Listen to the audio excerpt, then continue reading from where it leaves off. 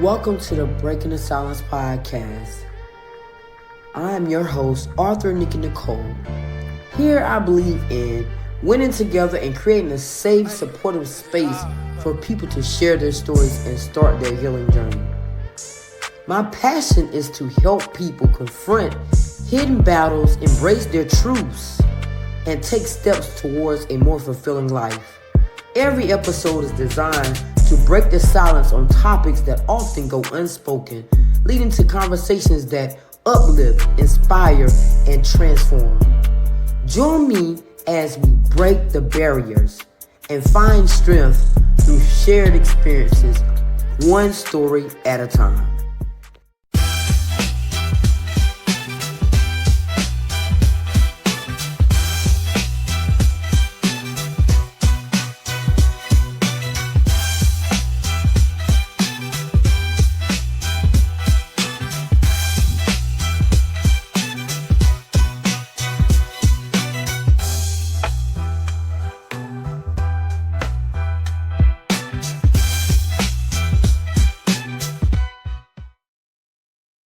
Hey everyone, welcome to another powerful episode of Breaking the Silence. I am your host, Arthur Nikki Nicole, and this is the platform where the light shines on incredible people who are doing great things and making a difference in the world. Together, we will uncover untold stories, break barriers, and challenge the norms to inspire change. So get ready to be inspired, learn, and join this movement as we break the silence on issues that matter the most and bring awareness to great people in the world. So let's dive into the episode today. Season 7 is loading with some amazing people. I'm telling you. So today's guest is Sierra Coleman, also known as Sierra Keller. She is a wife, mom, advocate for postpartum depression and autism awareness, and an author. She also wears many, many more hats that she didn't even tell me about. So she uses her platform to help mothers and families share their voices to speak up and not feel alone. So, after her countdown, please welcome her to the Breaking the Silence platform.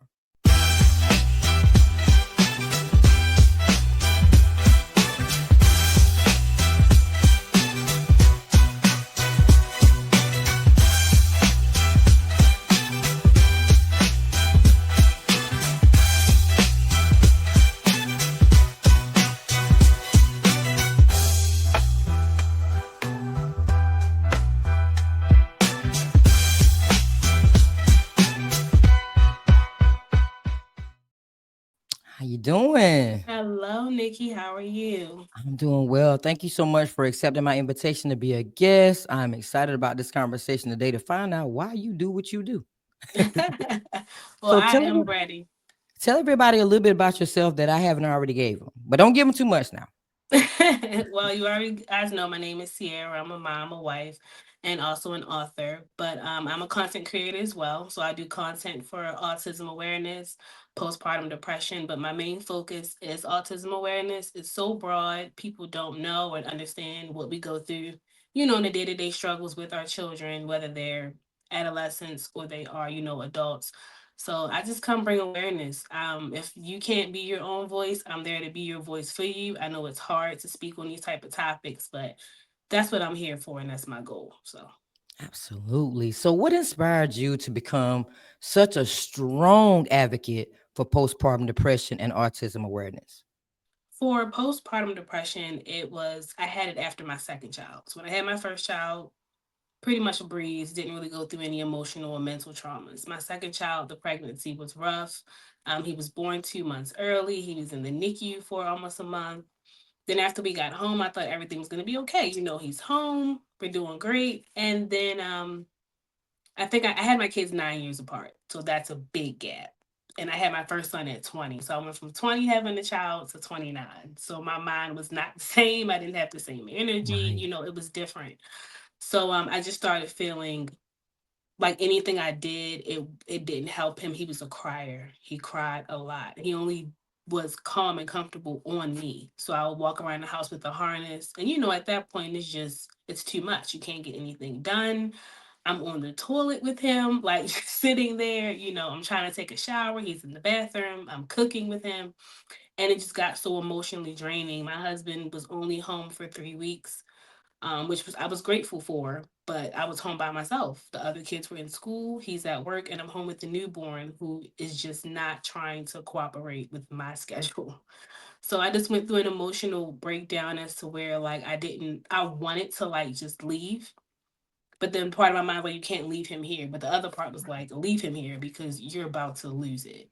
So I was struggling between the right thing to do and what I wanted to do in the moment. And that's when I knew that something was off. I wasn't happy, about being his mother. I wasn't emotionally attached to him to where it was just like I feel like I gave him everything and it's like you just won't stop crying. Like what is going on? Like you just won't stop.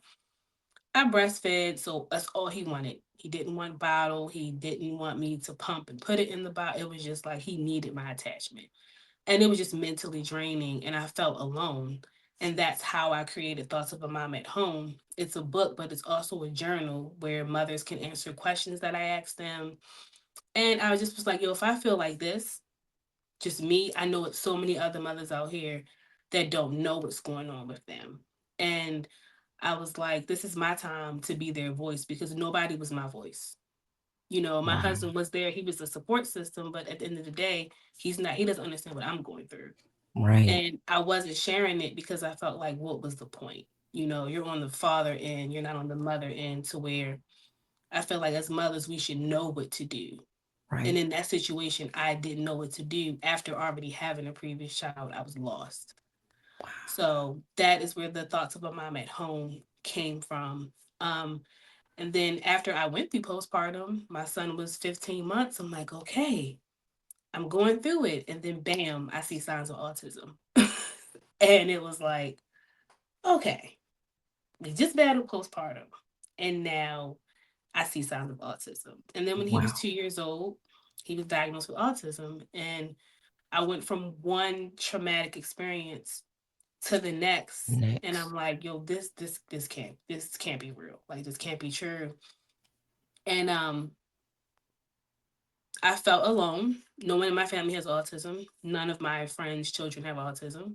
Hmm. I'm really going through this with me and my husband, trying to figure out the best way to make sure he gets the support. And you also grieve a child when you have a child who's special needs, and not grieving like they're not physically there, but you have all these, you have kids, you have everything you want them to do. And then you're told in this meeting potentially what your child cannot do. My son was level three, Wow. so he was nonverbal. He Oh, communicated by pointing and making sounds. So it was just heartbreaking to be like, wow, I have all these plans for him and what I thought things would be, and now you're telling me he can't do it. But I will say it's a breakthrough. My son is level two. He communicates, he's verbal, he's potty trained now. So everything he couldn't do, he can do. So that's why I just advocate so much, because I meet so many moms, caregivers, aunts, fathers, grandparents who children or the parents who are taking care of these children don't know what to do, where to start. And that's where I come in because I literally know what it feels like to be right. told that your child is incapable. Wow. So Wow. the second book is called Thoughts of a Mom at Home with Autism, which will be out in about another month and a half. And it's the same structure as the first book. It's a journal. You can write in it. I'm asking questions. And what I did for the kids is I just published it. It should be done with the cover and everything, but I did a coloring book for children with autism. It's an affirmations coloring book. So that should be Nice. out next week.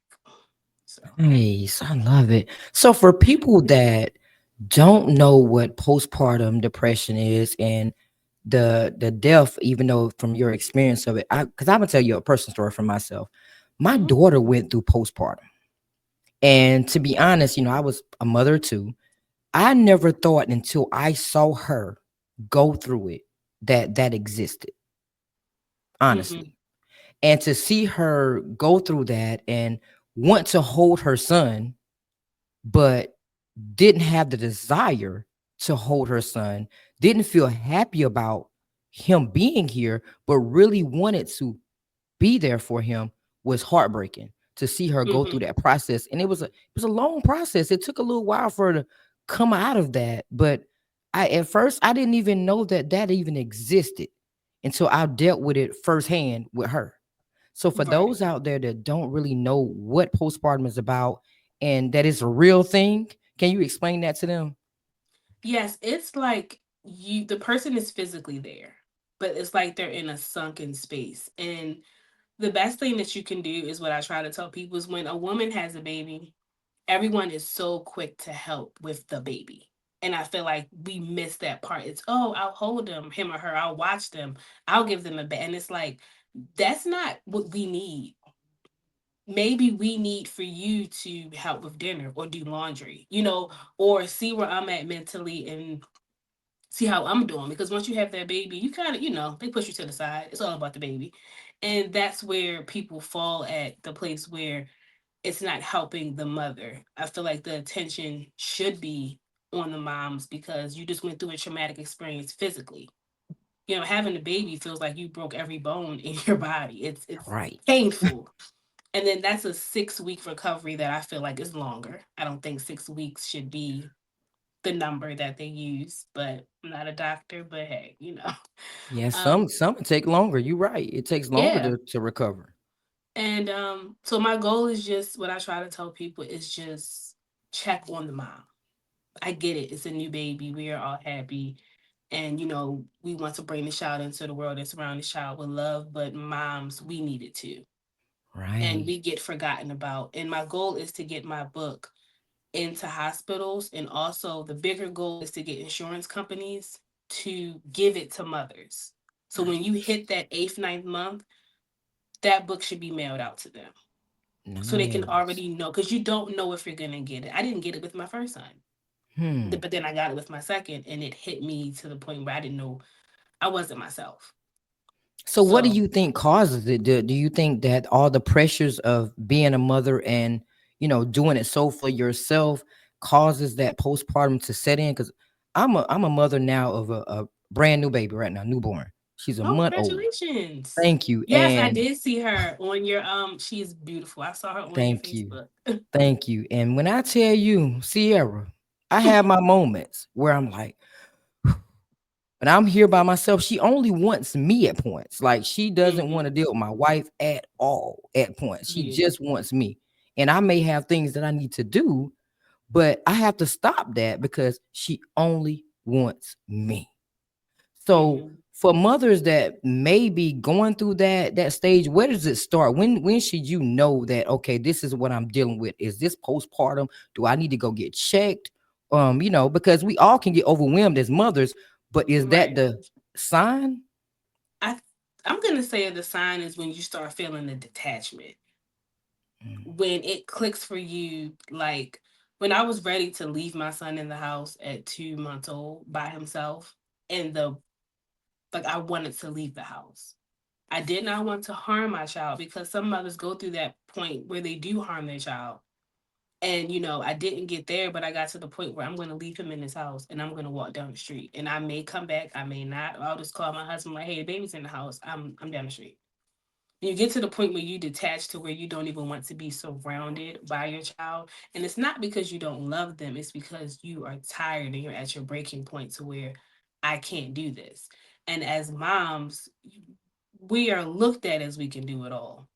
Right. And then when you sit there and you are like, I can't do this anymore, you feel like you failed. And you Right. just feel like you don't have the bond with this child. You're detached to this child.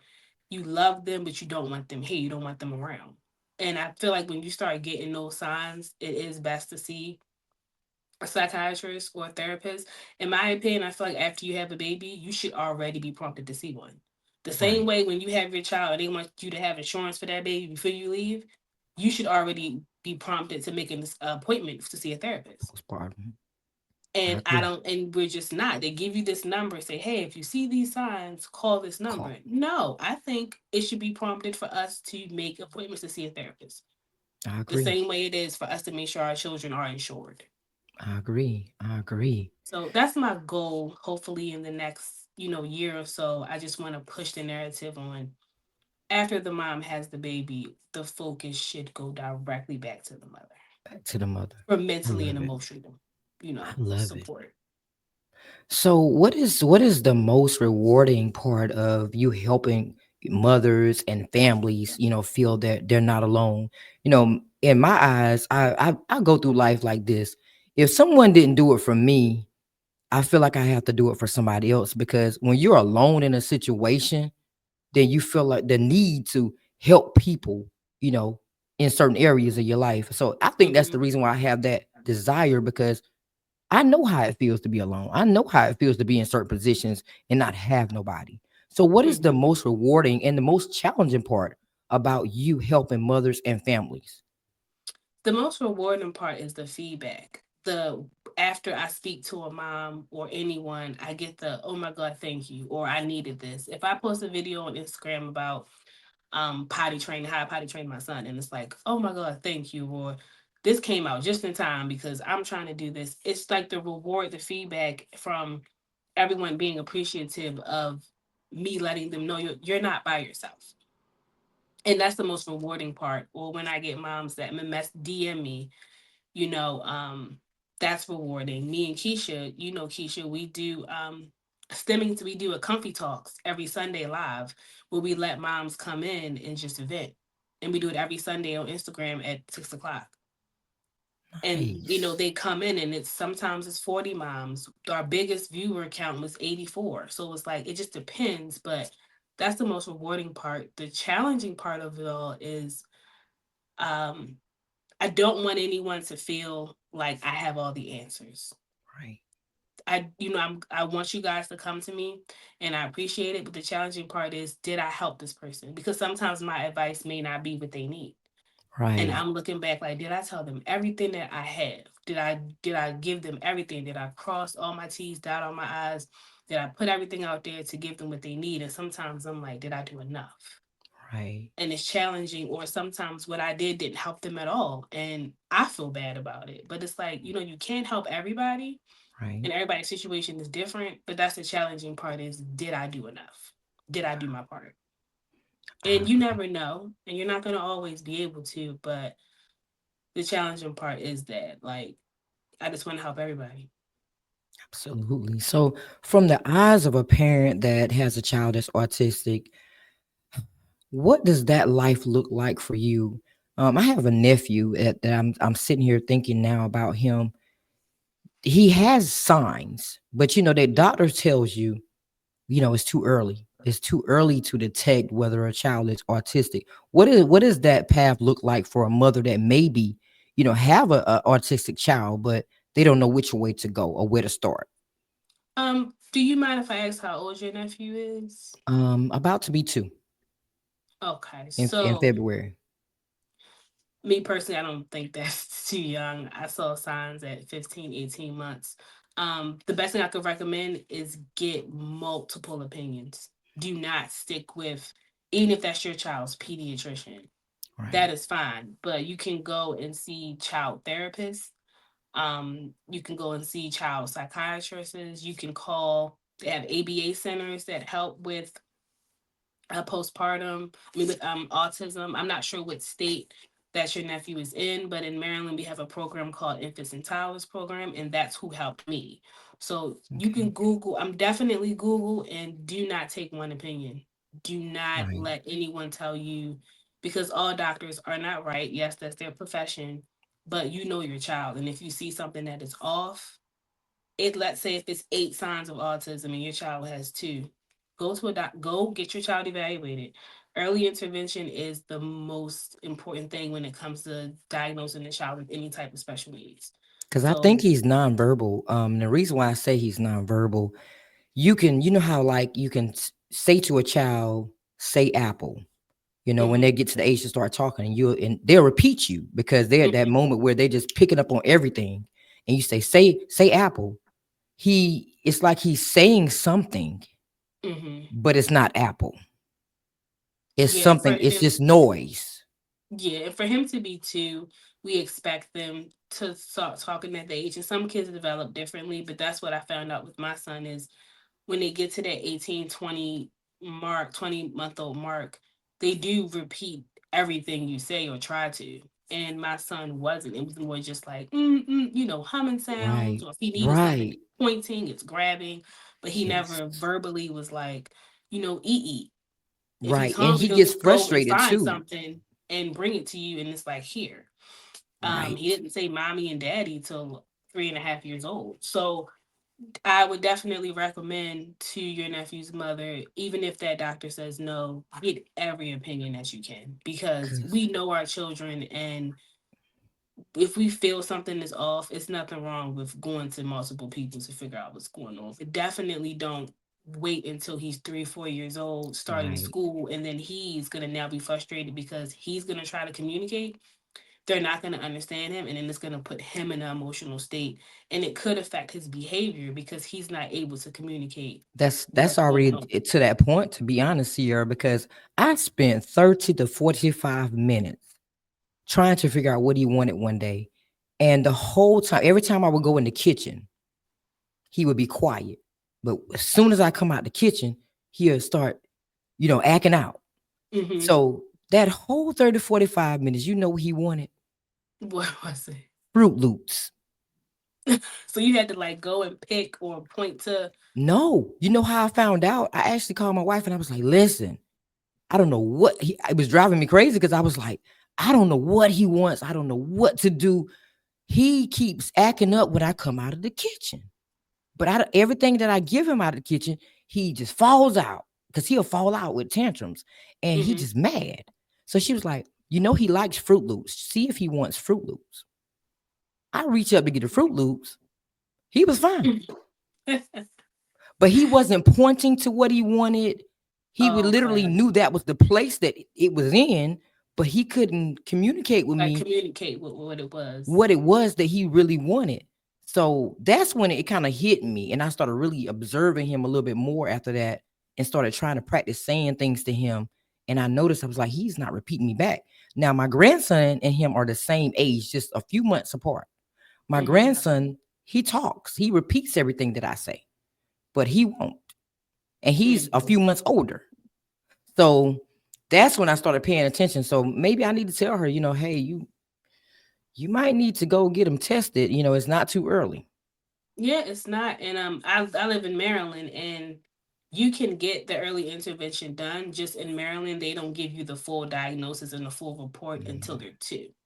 okay. I know Okay. some states are 3, some states are 4, but in Maryland, it is like after their second birthday.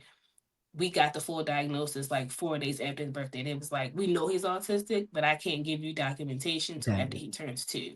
He turned 2 about 3, 4 days later. The psychiatrist sent everything over, mailed everything to us, so we had it all, in black and white. And we got Right. 3 recommendations. I went to 3 different, just to make sure, because I knew it, but I was like, you know what, I'm just gonna go to 3 different people. I did infants and toddlers, a school psychiatrist, and my son wasn't even in school yet, and then his Mm, pediatrician. So okay. That just makes tell sense. her to just, even if some 2 people tell her no, keep going. Keep Just trying. keep, if you have to change his pediatrician, change it. I changed my son's pediatrician after he turned 2 because she wasn't taking his diagnosis seriously. Wow. So we had to change when he was like 2.5. So it is nothing wrong with just do what's best for you and your child. And early Absolutely. intervention, I'm telling you, it's a blessing to get it done early, because you don't want them sitting there in school 5 or 6 years old and they cannot communicate, and then they're gonna start becoming aggressive, Right. and some autistic children are aggressive, but you just want them to be able to talk. And some of them have them the ACC devices, like the tablets, they use that to talk.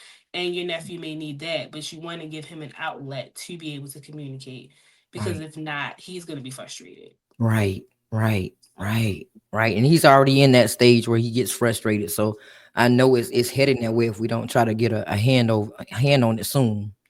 hmm. So, as an author, how do you use your writing, to amplify these voices of the mothers and the families dealing with these issues other than doing the coloring book? What are your plans for the future with that? I want to go to like speaking engagements to where I am going to like really big, I don't want to say like an arena, but like a big conference or like autism conferences and speak to mothers and families about my experiences. My experience is the reason why I'm here today. I had to go through all of that trauma in order to be able to understand and to help someone else. Because I felt alone in every piece of trauma I went through, from the postpartum to the autism.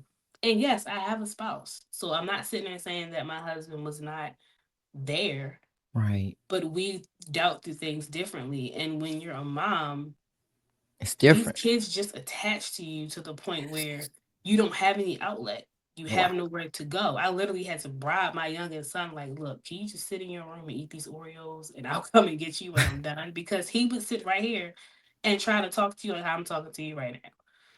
So I even had Wow. to tell my teenager, don't come in my room.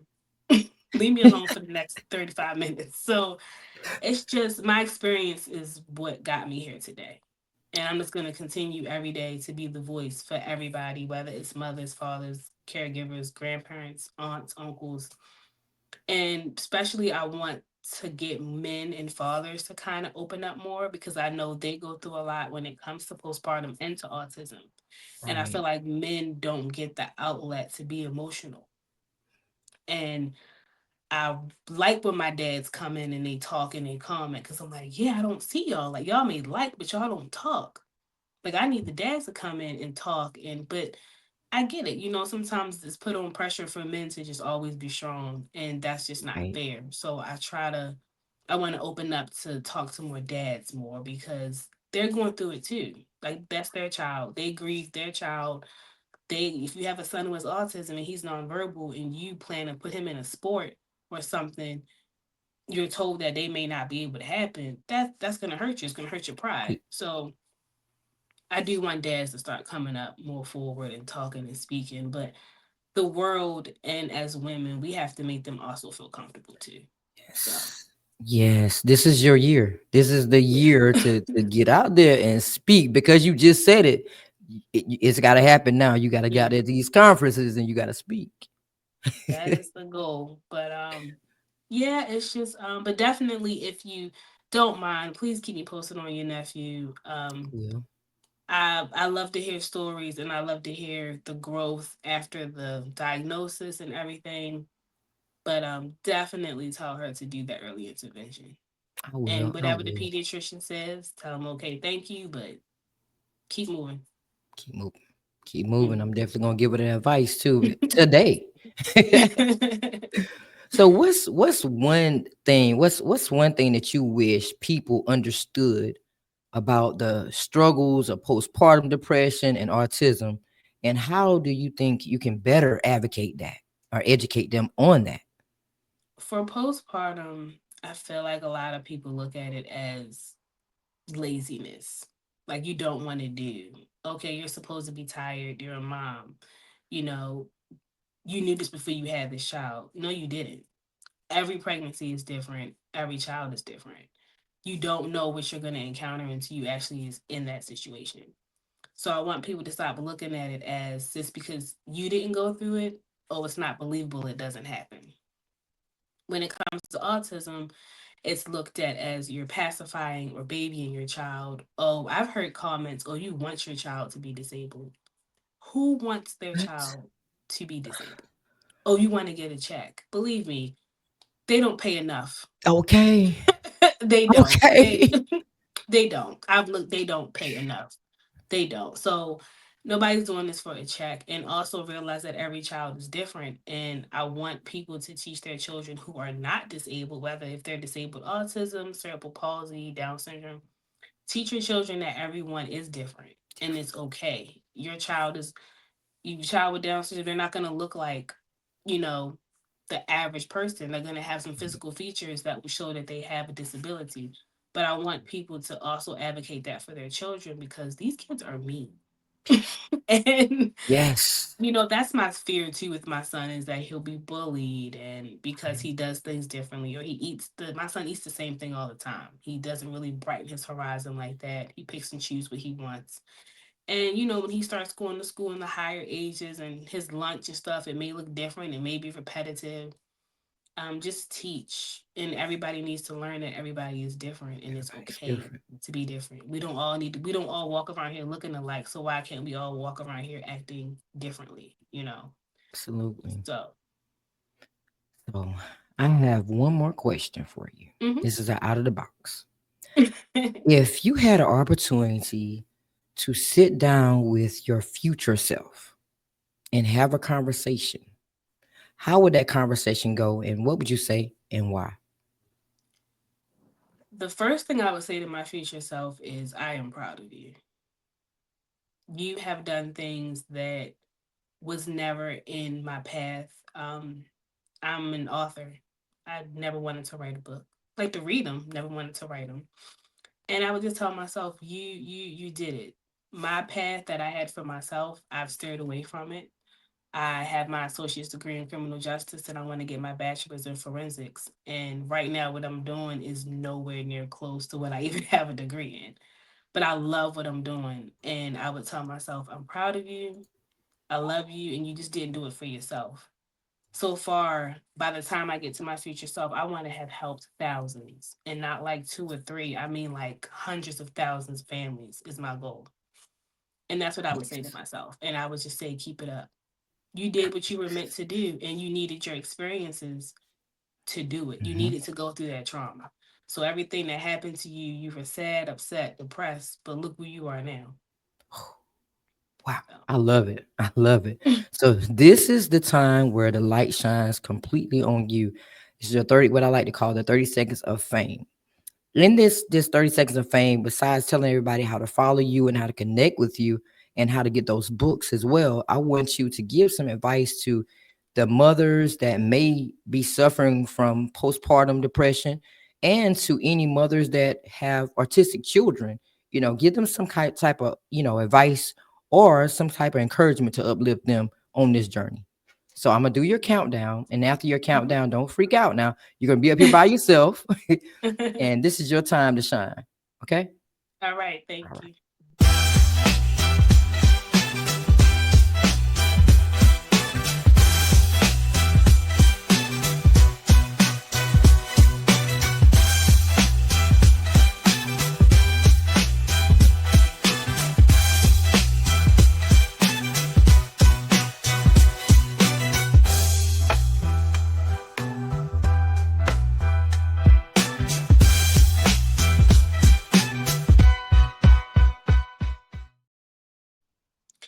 Okay, moms, families, dads, grandparents. My name's Sierra, autism and postpartum advocate. And I wanted to come in here and say if you are dealing with postpartum, share your voice. Your voice is your choice, and you have to choose to sit there and make things better moving forward and let everyone know around you what is going on so you don't feel alone. If you are a parent or caregiver to a child with autism, celebrate every win. Every win, whether how small it is a big win. Advocate for your child regardless of what anybody thinks or how anybody feels. And speak up. Speak up for yourself, for your child. Talk to people. Do not sit in that bubble and make it feel like that you feel alone. Open up, speak, use your voice, do everything you can to advocate for yourself and your child. My name is Sierra. You guys can follow me on Instagram at s.ecoleman. And my website is elizabethkellers.com, where you can learn more about me and my books and my advocacy for everyone. So thank you guys, and I hope you enjoyed.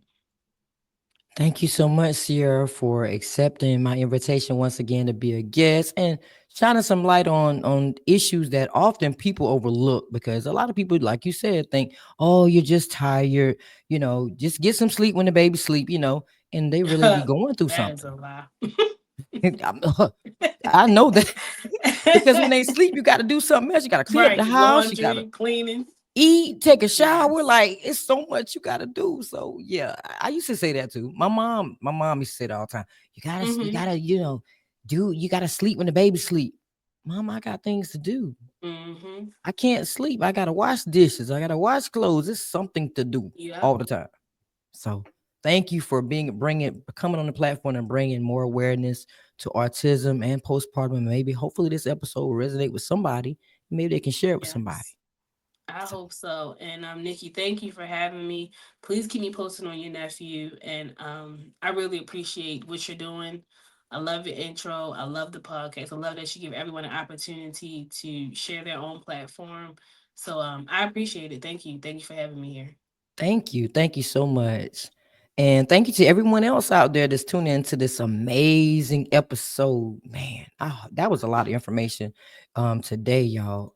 Listen, if you're going through something in your life, postpartum depression, or maybe you have a child that's autistic, it's gonna be okay. It's really gonna be okay. One day at a time, 124 hours at a time, everything's gonna work out. So thank you so much for tuning in to another episode of Breaking the Silence. Remember, the courage to share your truth is the first step towards healing. And every story we bring tells us something. It brings us closer to understanding, growth, and change. So if today's episode has resonated with you in some type of way, please share it with somebody who needs it. And let's keep breaking the silence together. So until next time, stay strong, stay inspired, and always speak your truth. So I just did an interview with Breaking the Silence podcast, and it was honestly one of the better interviews that I've ever done. I don't honestly like to do interviews that often, but I was very comfortable. She asked great questions, and she's a very good person to talk to. Like, the conversation back and forth was very nice, very intellectual. I would do another one, and I look forward to working with her. Very awesome. I'm blessed to say that I've been able to talk to her, so I look forward to talking to you again. Thanks for watching another episode of Breaking the Silence. I hope you have enjoyed this episode. Please like, share, and subscribe. See you next time.